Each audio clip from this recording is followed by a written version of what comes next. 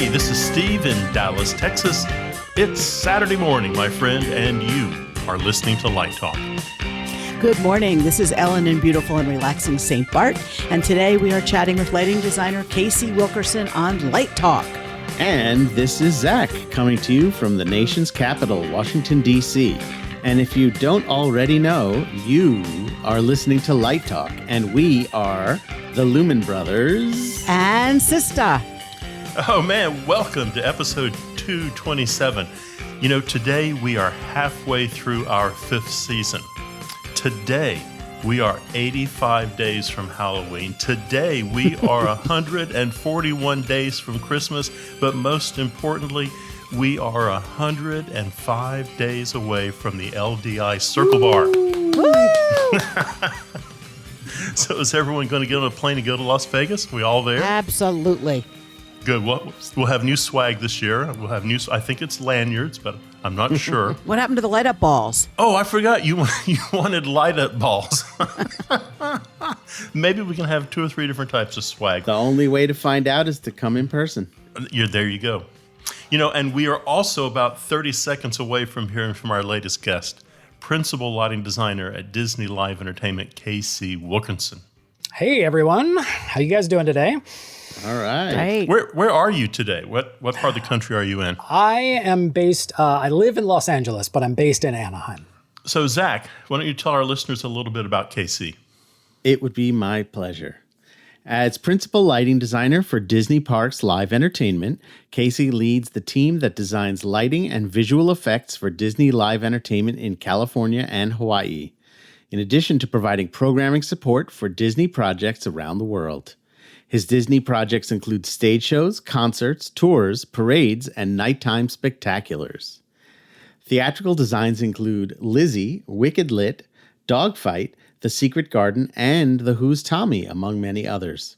His theatrical design work has been recognized with awards from the Los Angeles Drama Critics Circle, the Los Angeles Stage Alliance, and Stage Scene LA.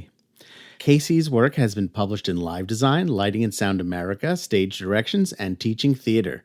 He has also led workshops on lighting and theater careers for LDI, Light Fair, International Thespian Festival, Disney Performing Arts, and California Thespians. Well, there you go. Ellen has our first question. Okay, Casey, your resume obviously speaks for itself, but how did you first get into lighting design?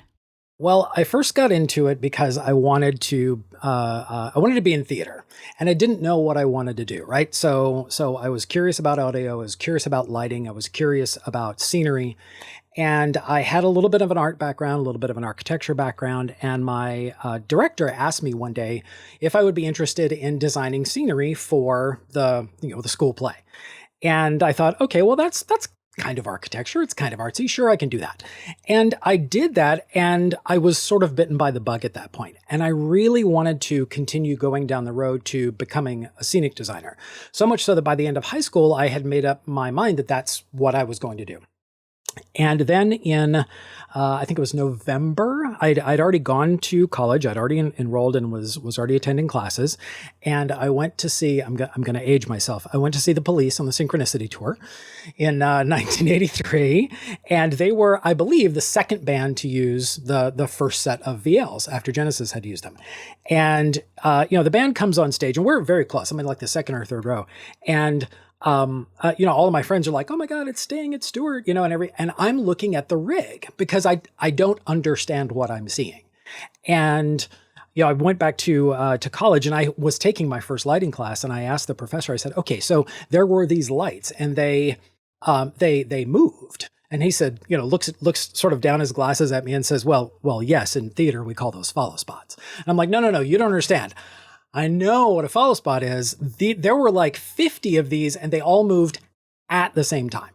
And then they changed color, and the colors were really deep and really saturated, and they were sharp. And he's just looking at me like, I've got a ferret sticking out of my ears or something, because he's like, well, I've never heard of anything like that. And that was really when I learned a couple lessons that day. Number one, you should probably keep up with things that are going on in your industry. And number two, it was at the beginning of something new. And so I was really smitten actually by moving lights. And that's what made me want to go into lighting design, because I was so intrigued. So, how did you first become involved with doing lighting for Disney? Do you remember the first project that you worked on? I do, actually. So it began to happen informally. The way that we used to be structured, we would contract lighting designers, and I was titled as a technical director at the time, and I always wanted to be a lighting designer for Disney once I just had graduated and became a lighting designer. So I just started, quote unquote, hiring myself to do the designs for the shows that I was technical director on, which meant twice as much work. So I had an assistant TD that did a lot of the actual technical direction work while I concentrated on doing lighting design. And I did a bunch of like small parties, private parties, special events, that sort of stuff. But the first big gig that I can really remember was for, it was the Global Travel and Tourism Summit, and it was in Washington, D.C. at the National Building Museum. I don't know if you've ever guys have seen this space. It's just incredible. It's this giant volume that goes up, 60 feet or so, these beautiful columns in the building, and just tons of surfaces to light. So that was the first big, sort of big thing that I did for Disney. It was an all Martin rig, and we partnered with Martin to do a story actually in LDI or a live design about that. And it was one of those things that sort of got me addicted to working at a larger scale, because it was such a big gig. And I thought, okay, this is really truly what I want to do. Now I need to figure out how to do it like really for the company instead of just quote unquote on the side. Yeah, that's a really wonderful space. That's the thing in DC. Whenever there's an event that's at that space, you're like, I don't know. Oh, if it's there, I'm going to go. Right. Well, let me ask you. I mean, you've had your hands in a lot of different types of design. Is there a difference between designing for what we think of as a traditional theater versus designing for live entertainment in a theme park environment? I think so. And I think what it comes down to is the variety of technologies that we're often wanting to use.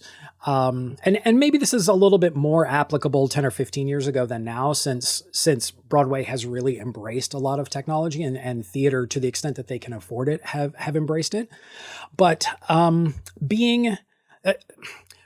always joked that Disneyland is a venue that, we do sort of theater in a way that kind of uses rock and roll technology in a venue that was never built to do either one of those things. It's true that most of our technology comes from the rock and roll side of things. We were very quick to embrace movers, very quick to embrace LEDs, very quick to embrace video panels.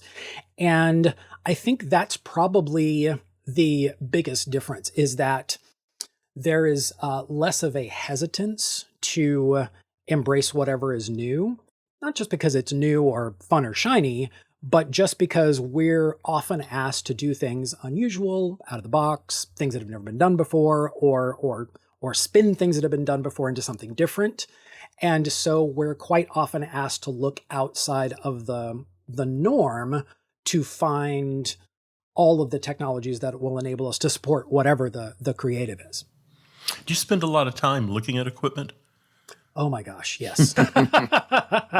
It's one of the reasons I'm really grateful to be here in LA, because all of the manufacturers have representatives here, and it's the luxury really of not necessarily having to wait until a trade show to go and see new things. You can call people and you can go to showrooms, or they a lot of times will be generous enough to offer to bring down some gear for you to take a look at and experiment with. And I find that is one of the things that we end up doing quite a bit. We try to group everything together. It's like, if you're going to bring something down, then just, bring a truck, bring everything new so we can see, because there are many times that we're looking just to see what's new. And then there are other times that you're looking for something that's really specific. And, it's I need this thing, but I need it to do X, Y, and Z. And so many of the manufacturers are really great about, oh, well, sure, we can try to make it do X, Y, Z. So let me ask you a question. You don't have clearly, names should not be used in the answer of this question. How many times have you just got a piece of equipment and went, wow, that was a mistake? You know what? I can probably, it's probably two hands at this point. It's something to make you go, oh, wow, this was, there are two instances I can think of in particular. And one had to do with it was the closest piece of equipment that we could get. And it was not outdoor rated. And we had to put it in an outdoor environment. But there wasn't anybody else that made something this good of this particular type that could work outdoors. And it was the best out of all of them, and it failed spectacularly repeatedly. But that's really our fault, not theirs, right? The other one was we had invested a significant amount of a show budget into a fixture, and about 6 weeks after we took delivery, the manufacturer discontinued that fixture, and we had a really long talk about that. Yeah. I've always found it interesting, with my work in theater in the video and media server world that, we feel like Broadway is the big time and it's a big important thing. And then I would call up a manufacturer like Dataton who makes, Watch Out. And they would say, we have 8 licenses on Broadway and we have 400 licenses at Disneyland. So when the video guys from Disney call and they ask for a feature, we make it. And so if you really need your feature, you should call one of them and ask them to ask for it. So they have like the bat phone that goes right to the developer. We are very lucky in that, globally, there is let's call it a financial footprint that invests in a lot of this equipment. And, there are many times, and it goes back to we're often asked to do these weird hybrid types of projects that require thinking differently and require a different approach. And it's like, this piece of equipment would be perfect if it did blah. And then you call the manufacturer, and many, many times they're willing to jump in. A lot of times you get, nah, we're not really interested in making that, because you guys are the only people in the world that have ever asked that question. It's like, okay, I get it, but I had to call. But more often than not, it's, let me think about that. What can we actually do? And then come back to us with solutions, especially as it works out. Some of the smaller companies that are more nimble, you can call them. There was a particular piece of technology that we needed for a very specific application about a decade ago. And it was a control technology. And we called this small company out here on the West Coast and asked them if they could do what we needed. And here's the problem: we need it in 3 weeks, and we need 300 of them. And they went, sure. Didn't bat an eye. Didn't skip a beat, nothing. And they delivered exactly what we needed. It worked perfectly on time.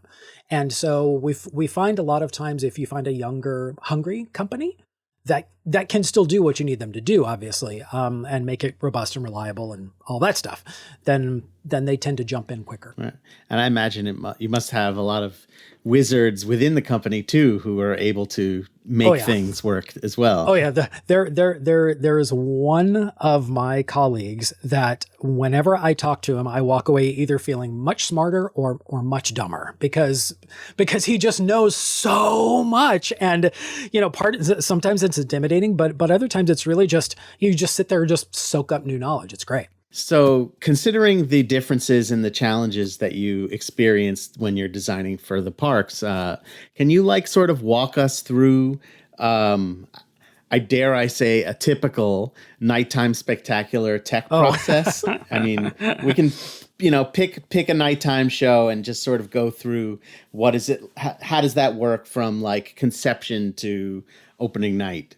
Sure. Yeah. Well, it starts probably much further out than many people think. For a large nighttime spectacular, we start about 5 years in advance. And that's mostly because it gives you time to, without getting into details, it gives you time to get all the ducks in the row and get the approvals that you need and really start down the road of making a spectacular. So obviously, someone comes up with the creative, and then a lot of us will start talking. There's usually a rough pitch that's assembled. The show gets greenlit, and then we go into development. And in development, the team grows to be a bit bigger, and all the team members are who you would suspect. It's any sort of creative / production team.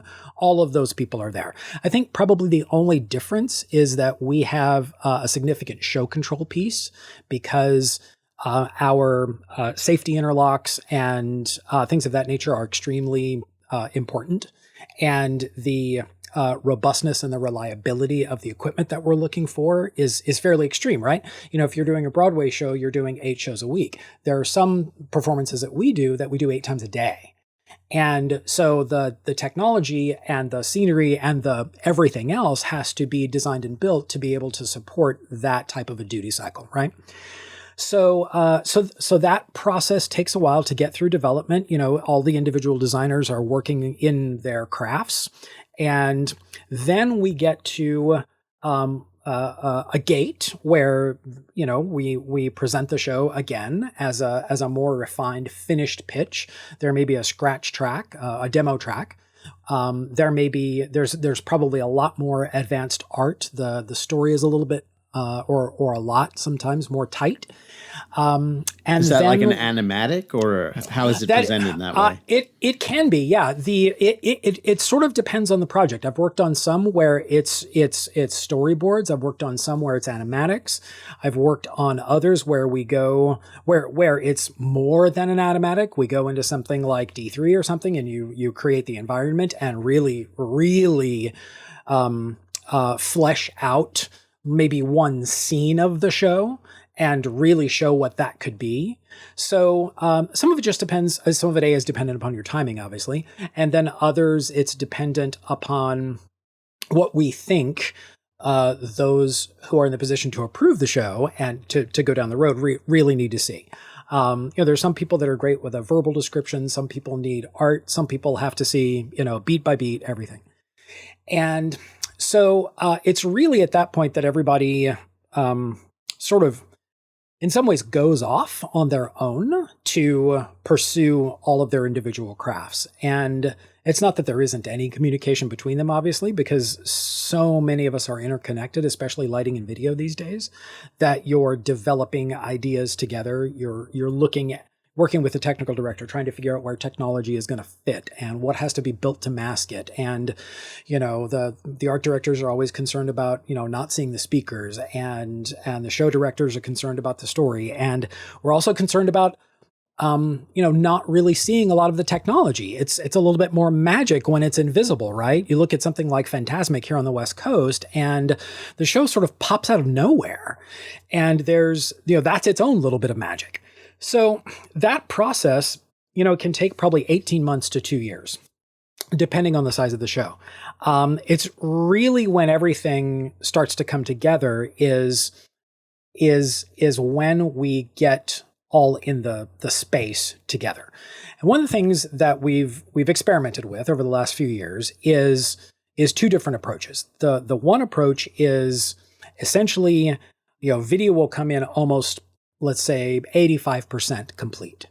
And, audio comes in about the same. Lighting comes in 50 to 60 because we're sort of dependent on what we see videos doing, et cetera, et cetera.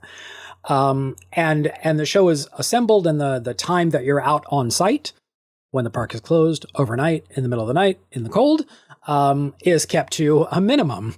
We love that approach. There are other times when the nature of the show creative is that we really all have to be out there building together. That's obviously a much longer process because you're building in real time, and we're, especially with something like video, where we're manipulating in real time on the actual surfaces, a 30-minute show. That's not something that happens in a week. So that can be a much longer production process. For Fantasmic, the most recent version of Fantasmic, we were out, I think it was 16 weeks of overnight. And that's everything. That's not just tech. Everybody hears a tech quote unquote week lasting 16 weeks and they lose their minds. It's stunt rehearsals, it's tech rehearsals, it's talent rehearsals, it's choreography, it's blocking, it's all of that. We had about 6 dedicated weeks to get all of our elements nailed down. And then we went into regular rehearsals and then just like normal into dress rehearsals and into previews. And we still continue tweaking. The one of the things that I love about working at the parks is we really take to heart Walt's quote of, as long as there's imagination left in the world, Disneyland will never be complete. And the shows are living, breathing things. And we get to alter them and we get to change them and new ideas pop up. And even if we're 3 or 4 days from opening, if somebody has an idea that pops up and all of us go, ooh, yes, that works, then everybody scrambles to incorporate that last minute new idea. So it's a lot of people, and some of us are working from all the corners of the globe, which really affects your creative process. I think that was probably more difficult 2 years ago than it is now, obviously, since everyone is used to being in the screen world. We will occasionally use something like any of the previs opportunities that are available to us. On Phantasmic specifically, we used a visualizer available through one of our higher end lighting consoles because we had to work out some specific elements regarding tracking moving watercraft with about 45 moving lights using interpolated data from show control, going through another control protocol in the lighting desk. And so we previs that first and then implemented it in real life. But most of our work truly is done on site with everybody in front of us. We don't do as much previs as you think we would do. Interesting. Sorry, that was a really long-winded answer. That's very great. articulate. That's great. I'm just surprised I remember. Right. So if you're out there doing these overnights for 6 weeks, what suggestions can you give to young designers about how to have a good work-life balance when your work schedule can be so radically different than everyone else's? Well, Ellen, as soon as I figure that out, I will be happy. No, it's, you have to, I think all of us in this industry learn at some point that you may be time shifting your holidays and your family time together, and that New Year's Eve doesn't necessarily have to fall on New Year's Eve. It can be March 3rd for no reason other than the fact that you're working on New Year's Eve. And I think what it comes down to is that, luckily when we're in our overnight sessions, the park is only closed, a certain number of hours, and there are other things that have to happen. So even though we're out there for a very long period of time, in weeks, the nighttime that we're able to actually get work done is considerably less than 8 hours. So you try to be there only when you absolutely have to be. During production, obviously you can't just turn off your phone and walk away. So you have to be available. But I think it's really, really important for a designer of any age to realize that it is their job and their job only to look out for their physical health and their mental health and their time. And you do have to protect your time because otherwise it is going to get stolen from you deep in production like that. And so there are a couple of tricks that I will use. I'm a big proponent of blocking out time on my calendar that our executive assistant can see as do not disturb. And I quite frankly, during that 3 or 4 hours have no qualms about turning off my phone and doing something, whether that's sleeping, whether it's dedicating time to updating drawings or documentation, or thinking creatively about what I want to do the next night. It is all part of bringing what you have to the table. And if you're not protecting your time and if you're not protecting that balance, then you're showing up stressed and tired and burnt. And that doesn't do you any good. It doesn't do the show any good. And And I understand that that's really easy to say when you're working in a theater rock and roll environment that takes place under a corporation and when you're not freelance. That adds a whole other layer because, you're looking for your next gig and all of that. So what I could say is really take it upon yourself to own your time and to protect your time. If you want to give away 5 or 6 hours a day to something or someone else, that's great. But you sort of lose the right to complain that you're tired when you show up to rehearsal that night. No, I think that's excellent advice for any job. Well, let me ask you a question. At first I thought this would be a question directed at Disney, but I think maybe it's a question directed at you. How do you solve the limitations or the technical problems you run into there? I mean, it can't just be throwing money at it. There must be another angle. You to stole problem my solving. answer.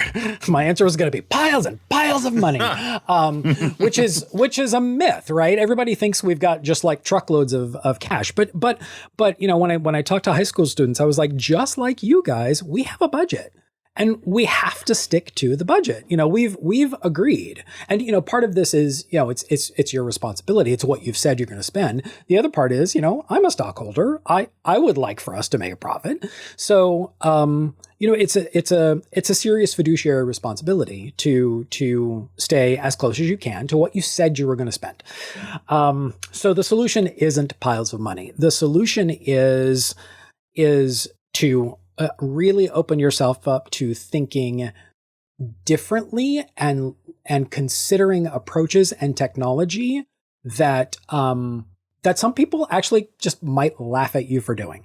There are a number of times that I have specified gear and you will get questions, and the questions are, why would you?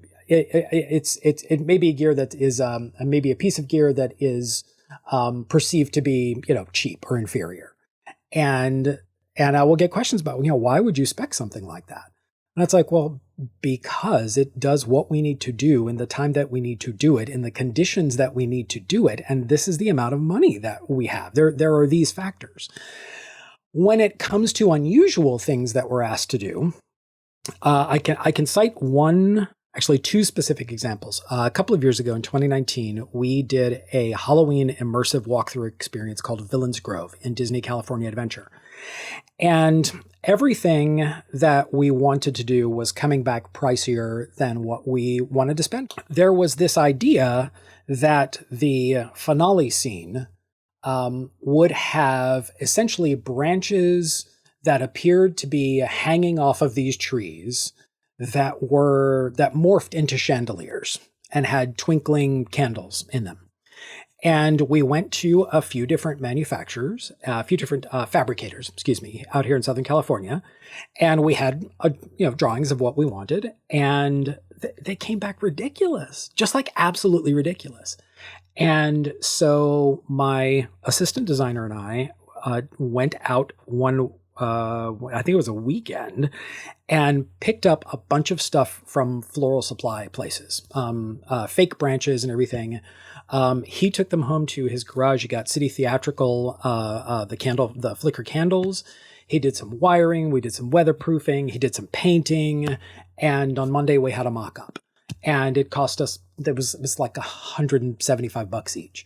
And so we went into the production meeting on Monday and said, we think this is the finale effect. And the show director just absolutely lost his mind. He loved it. It's exactly what we had all talked about. But all of us were going down the pathway of, we need to hire a fabricator, and we need to provide drawings, and we need to do this. And we were following our process as opposed to going, what does this really need to be, right? It's low voltage, it's outdoors. It's in a fairly protected area. So in looking at that and being able to go, you know what, let's just try to do something and see if it works. We, handed it over to, far more artistic craftsmen than we were to be able to do the final product, but we were able to do it all internally for probably, I'm guessing, 90% less cost. And I mean, that's just one example where you're just tasked to look at things a little bit differently and think, why do we have to follow a process to do this? Why can't we just be, take almost a small local theater approach and go, well, heck, let's just go make something and see if it works. So we're absolutely not, above doing any of, or taking that type of approach in any of these situations. Well, as a fellow stockholder, I'd like to say thank you. You're welcome. Yeah. I mean, that story hilarious. really resonates with me. You know, my older son, who's 12, and I are friends with Rolly Crump, the old time Imagineer. Oh, yeah. Love Rolly. And all of his stories are like, well, they said, I don't want to do that, so you have to do that. Or we don't have time to do that, so you learn how to do that.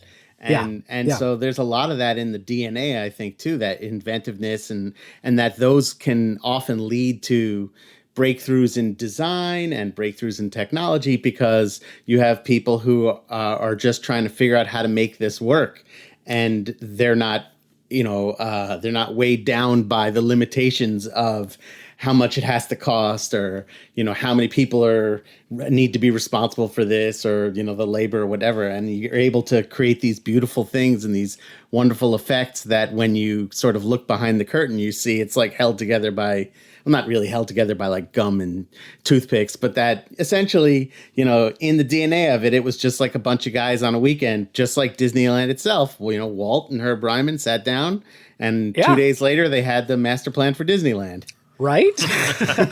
Well, and I think a lot of what unites a lot of us in this industry is an almost insatiable curiosity. Whether it's on the technical side of like, how does this work? I need to drill down, and I need to take this. I was taking stuff apart, all radios and turntables and everything as a kid, trying to figure out how things worked. And much to the horror of my parents, who would come into my room and discover my birthday presents taken apart. But I think that curiosity of how do we do this, and there's also something about being told that either you can't do it, or the way you want to do it is too expensive or cost prohibitive or it takes too much time. There's a little bit of, oh, really? I'll show you in my garage over the weekend. Right. Yeah. So speaking of like how do these things work, I'm specifically wondering, when you have a show like The World of Color, where the lighting and the video are so incredibly tightly integrated, not to mention the 1,200 or so fountains that have to do their magic as well on a nightly basis. Like, who is it? Who does what to make all that look like one single thing? How does that work? Well, luckily, the bunch of us who have been doing those types of things have been doing it for a while now, and we've also been working together for a while now. So you develop a little bit of a shorthand, and so how things typically are laid out is there's a lighting designer assigned to the project, there's a video designer, there's a fountain designer. All three of those designers are either at consoles or have programmers at consoles.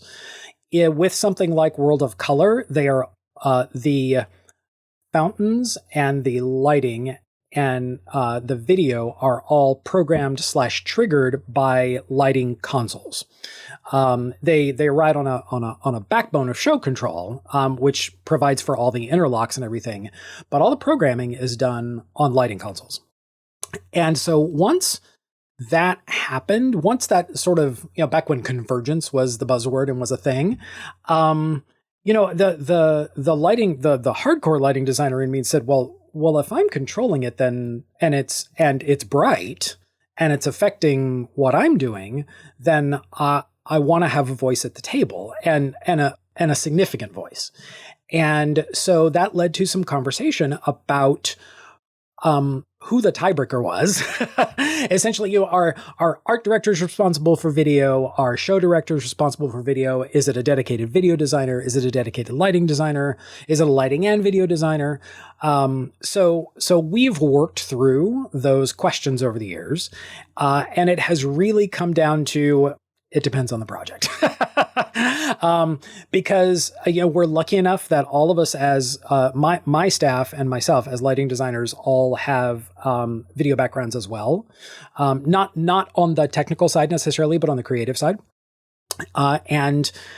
So a lot of smaller projects will take on doing some of that for video, but mostly what it takes is somebody in the steering wheel. Sometimes that's a show director, sometimes it's a creative director who has just a really specific idea about what they're looking for, inversely or not, because there are some times when you get out there and you try something that's been in your head for 18 months and you look at it and it doesn't look as good or doesn't look right or whatever. And so that's the opportunity for playtime, really. It's the number of questions that come over your shoulder of what can you do in this scene?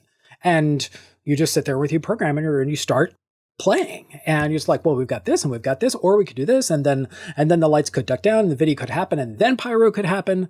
But it really is collaborative. A lot of times, I'll go back to using the most recent version of Phantasmic as an example. The pyro designer, we're all sitting out there, and we're lucky enough to have climate controlled programming trailers that sit out there in the middle of the night.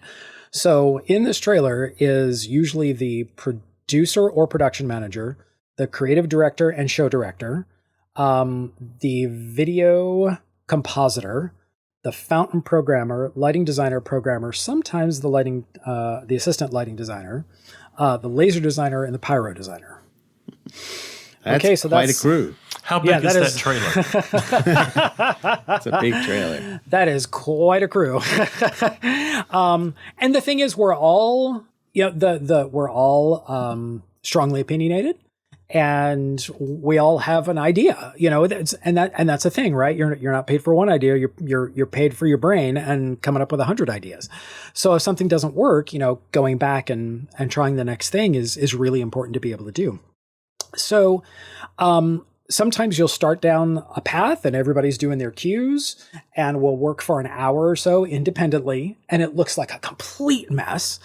And then we'll go, okay, let's run it with timecode. And we'll run it with timecode, and it either continues to look like a complete mess, or it starts to look like the shape of something. And it's usually at that point where we go, okay, well, lasers, why don't you pull back a little bit? Or the creative director will say, fountains, this really needs to be about you because of this piece in the music. And we find that's a lot of what really drives us, is everybody listening to the music trying to capitalize on moments, whether it's a piano run, it's a cymbal crash, it's a glissando of chimes, where you're really trying to add your bit of sparkle or magic or whatever, and you throw it out there. Sometimes it works and sometimes it doesn't work, and you have to have enough of or as a little of an ego to go, yeah, you know what, that really doesn't work. I'm out. I'm just gonna sit out this cue and you guys take it. Or be able to defend. No, I think this should really be about this moment because of, this happens, then this happens, and then boom, I can do a huge lighting look there that, maybe has video as support or has a little bit of pyro. But to be able to sort of defend your position, not in a, obviously argumentative, awful defensive way, but in a no, I think this really capitalizes on this moment better than some of the other options. Are there differences in the collaborative environment in the U.S. versus collaborating at the theme parks in Europe or Asia? Aside from the obvious one of distance and teleconferencing, not really. It's a little bit slower in Asia because you're typically reliant upon translators, and that you always have to be careful and obviously choose your words carefully and be very specific about an idea that you're trying to get across, especially when it involves something like safety. Luckily the folks that are staffed in the Asian parks and the European parks, are experts in their own right as well. So I think one of the more fascinating things that has come out of the collaborations with the other parks is that they are, they're really putting more of their own cultural stamp on what we're doing. And that's what we have to rely on them for, right? We can bring all the Disney magic in the world, but if it doesn't resonate with the guests in that particular country, then all of our work is sort of useless. Why? So really, getting their perspective. I mean, you look at the differences, say, between Mystic Manor, which is Hong Kong's version of the Haunted Mansion, and the Disneyland Paris version of the Haunted Mansion, and Anaheim's version, and all three, are the Haunted Mansion, but they're very different stories, because each of those cultures has a different relationship with the dead than we do. And so you have to take that into account from the beginning when you're creating either an attraction or a show. But as far as the actual collaborating, working with other people, the players, the titles are virtually the same all across the board.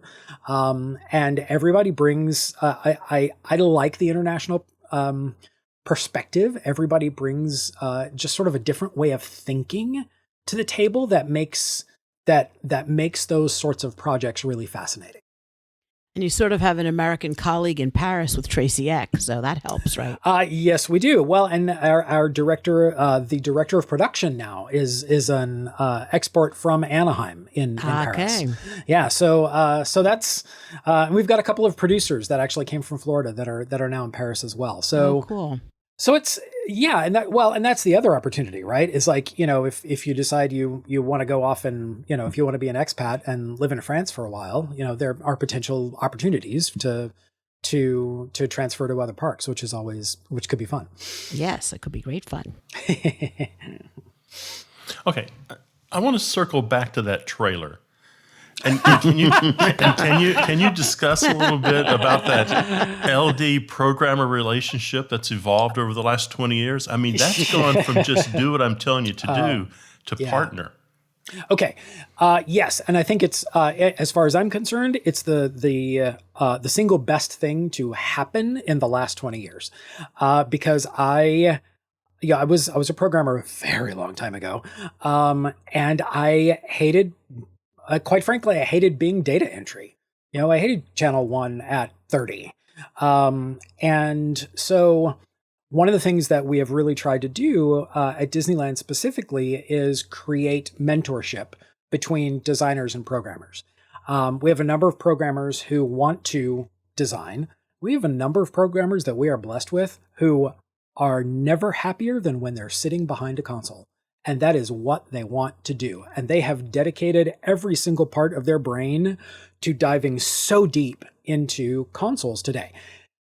And if you look at consoles today versus, 20 years ago, there is, first of all, I think personally, it would be difficult for me as a designer to keep up with every single change in every single platform that happens as quickly as it does these days.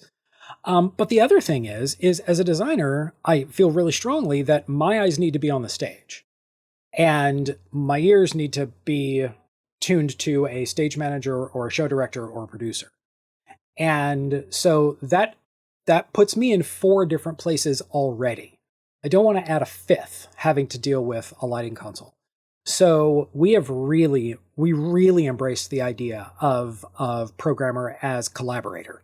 As essentially primary collaborator. There are a number of times, all the shows we do, there are still, it's like 101 through 110 in X-ray position in open white, and that's where we're going to start, time 3. And that's what they'll do. There are a number of other times where there's something else going on that I need to divert my attention to, that I say, okay, this is under the sea. We need to start in green. There needs to be some blue. It needs a little zh, and then we need a way to get out of it. And I'll go away and deal with whatever it is I'm dealing with, and I'll come back, and the programmer will have 3 or 4 things to show me. What do you think about this? What do you think about this? What do you think about this? So it's really good that work can continue when I'm off either talking to a director, a stage manager, or something else. And it also helps build their skills as well, and they get to contribute. They begin to take ownership in the show because there's something in it that really has their fingerprints on it. And I think that's just tremendously important. Growing the next generation of programmers and designers is something that we're really invested in Anaheim. That's excellent. So this is a tragedy that this podcast people can't see you. My question is, can you design lights without moving your hands? Oh God, no. when you did the description of Under the Sea, there's like a story being told there. Right.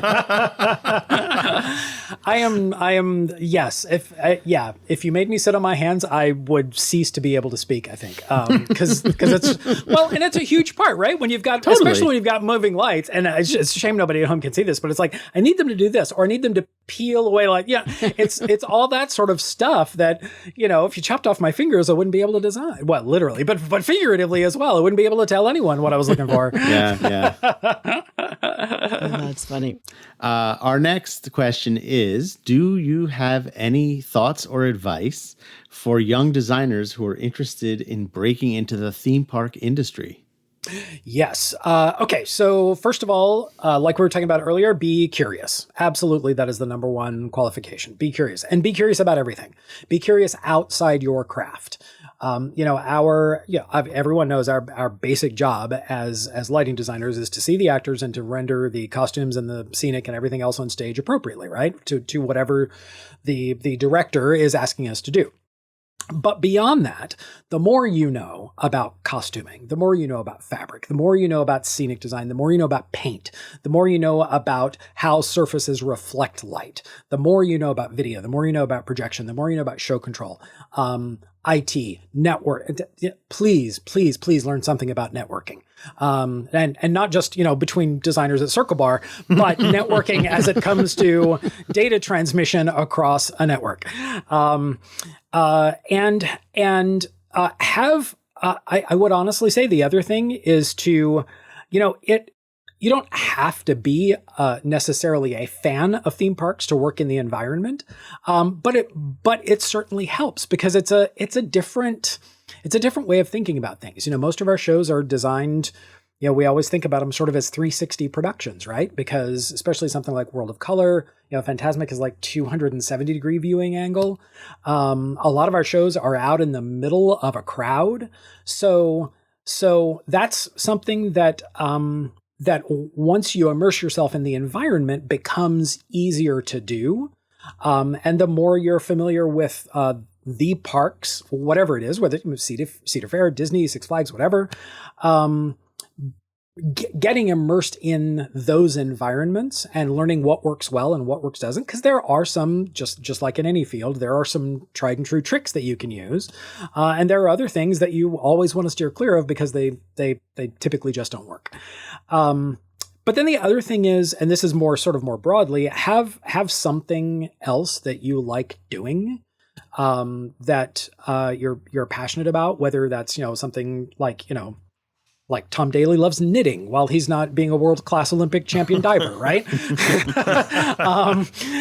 So it's like, okay, so have something else that you can focus on when you're not working. Ideally, hopefully it's something that also feeds your creativity and your creative soul. But if it doesn't, if it's something you just like working on cars in your spare time, then do that too, right? Just be interested, engaged, and curious. That's a great answer. So, Ellen, you have our final question. I do. You told us where your eyes should be and where your ears should be, but you didn't talk about the other thing you've got your nose into. Can you tell us a little about your side hustle? I'm one of those people that believes in the side hustle, right? So a couple of years ago, 2018, I want to say, my husband and I decided to start a candle company on a whim. Basically because we buy a crap ton of them. So we're like, we would save a bunch of money if we just made our own. And then we realized, hey, we could actually sell these. And it initially really did start out as us planning for retirement. We don't know that we want to retire here in California. So we thought, okay, this is something we could do anywhere. We wanted something we could do together. We wanted something we could do at home. And we looked around at a bunch of different things and we thought, oh, we could do this. So we started with a Halloween collection 3 years ago. And It was going really fine until the pandemic. And in the pandemic, it just exploded. And because people were staying home, right? Yeah. So they're staying home, they're on Zoom all day. We found it, there were probably 3 or 4 times during 2020 that we found it very, very difficult to keep up with all the orders we were getting. And, again, it's just the 2 of us. And I was sort of sidelined for a bit with a health scare. And so he's doing virtually everything. So it's funny because earlier today, I'm actually shooting photos for the Halloween collection, which launches this weekend. So I'm like, where are you going? I'm like, I have a podcast to do. I'll be back. But yeah, it started as just kind of a fun side gig. And now it's become this thing. So and the thing is, we love doing it. It's awesome. And the house smells amazing while we're doing it.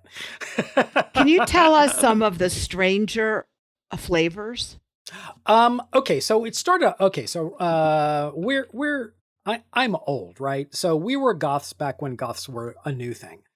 We were actually more gothic than goth, really. You might be able to. Is the skull still behind me? Yes, you guys can see the skull. You guys. Oh yes. Home. Oh yeah. I'm never too far away from a skull. And you are wearing black. And I'm almost always. So we the first batch we came up with was ruin, seance, and funeral pyre. Because why don't you want your home to smell like a funeral pyre, right? Let's see. Halloween is Vampire's Lair, Witch's Spell, and Poison Apple. We do a special one for Christmas that we call Dark Noel, which is actually one of our biggest sellers. So we sort of specialize in darker, some might say more masculine, but they're like more saturated, they're earthy. So we just have a lot of fun doing them and making up we work together on making up the names, but I do all the graphics and photography and everything. And it's just a fun, different creative outlet that still allows me to do another thing that I love, which is graphic work and Photoshop and all of that. But just channel it in a different direction. Well, that's great. I love that you do that. Yeah. Where can people get these candles? Right. We only have 85 days. Oh my gosh. I get to do a plug, right? Okay. So if you, it's etsy.com/shop/Apotheca Candle Co. Thank you guys for letting me make a plug. I appreciate it. well, thank you for spending your afternoon with us. This has been absolutely great. I really appreciate it. We all do. I've had such an awesome time. Thank you. All right. Well, Ellen, why don't you take us out? Great. The rocking sounds of the Luminoids tell us that once again you've spent another morning listening to Light Talk. You can hear our show on Spotify, iTunes, Google, YouTube, livedesignonline.com, Amazon Prime Music, and just about every podcast site out there. Check our website at lighttalk.org for future guests, and be sure to follow us on Facebook and subscribe to our podcast. That way you will not miss a single second of our Light Talk shenanigans. No guarantee is offered regarding the accuracy of any statements or opinions made on this podcast. However, if you do decide to litigate, the law firm of Flecht, Flocht, Flare, and Glare and their paralegal Snoot will defend us until our retirement funds are depleted. Light Talk is written and produced by the Lumen Brothers and Sista, coming to you from St. Bart's, Washington, D.C., and the Lone Star State. Light Talk, broadcasting questionable Lumen knowledge and humor around the world. We'll see you again next Saturday morning. Bye-bye from Light Talk. Toodles there. Thank you.